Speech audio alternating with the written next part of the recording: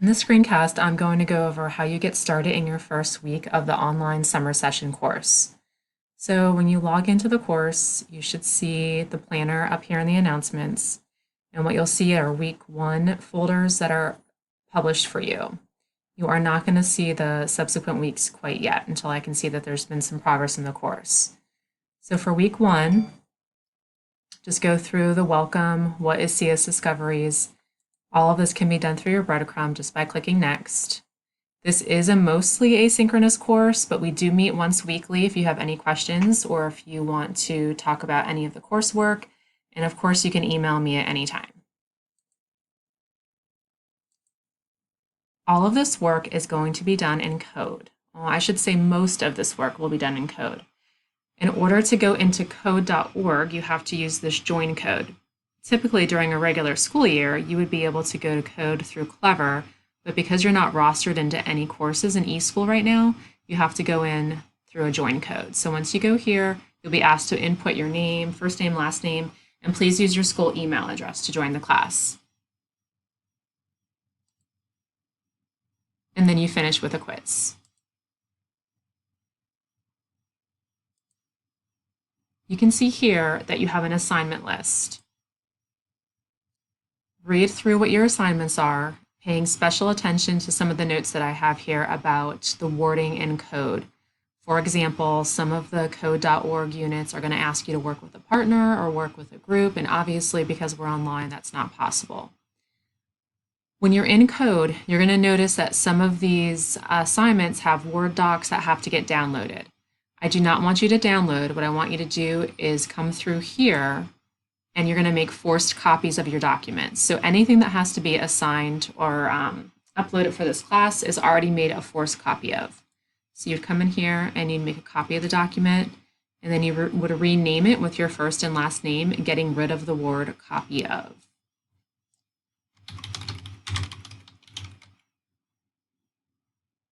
Once you're finished with your documents, you're going to share them with me by giving me the links. So the first thing you want to do is make sure that I have access and copy the link. And these are submitted as assignments. So if I come back in here, you can see that my Unit 1 Lesson 2 assignment submission link is here. And I'm in as a teacher, so you guys would see the directions on how to assign it. Or I'm sorry, how to upload it. So here's the Unit 1 Lesson 2 assignment submission. So what you're doing is finding the document, which I just had. I went to share in the right corner, I changed my share settings, and I copied the link. So for this question, which really isn't a question, all you're doing is pasting the link as your answer, and that's how I'm grading your Google assignments. When working in code, you're going to notice that I only have published the lessons that I want you to work on. So this is your home dashboard. You can come down and look at your courses. So because I've already been in the course, it says that I'm already on Unit 3. But we're just going to start from the beginning. So I'm going to go into View Course. And then you can start by going through the unit this way. And you're just going to go sequentially. So you can see that in Chapter 1, I've hidden all the lessons except lessons 2 and 3. So if you notice lessons that are skipped, that was intentional. And all of these lessons that I have on code are going to align with your assignment list in your Schoology class. So if I come back into the class and I look at my assignment list, I'm going to see that I'm only doing lessons 2, 3, 5, 6, 7, 8. And when I go into code, I can see 2, 3, 5, 6, 7, 8. Click into your first lesson. You're going to notice that mine are green because I've already done these as examples. I can see right here that I've skipped a lesson. And so as a teacher, when I go in, I'll be able to pull up each one of your dashboards and see that you've completed what's in green and that you still have to work on what's in white.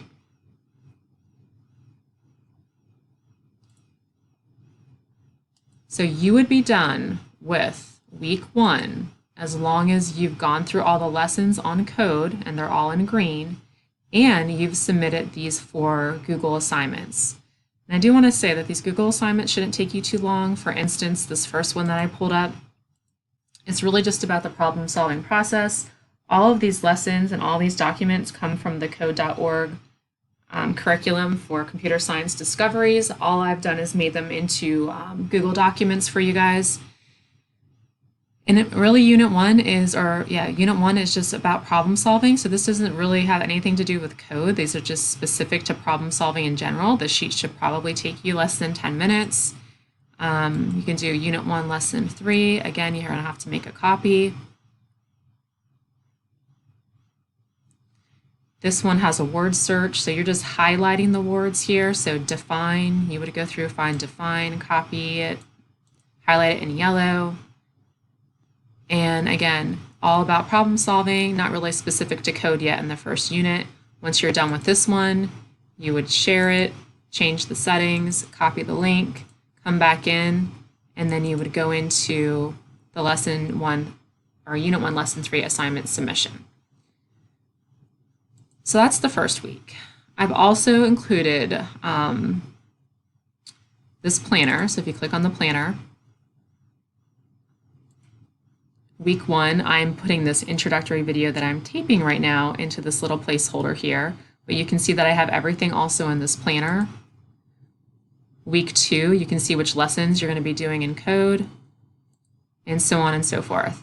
The only lessons, or the only week where we have no code lessons is week 4, because in week 4, you're going to be creating a Google site.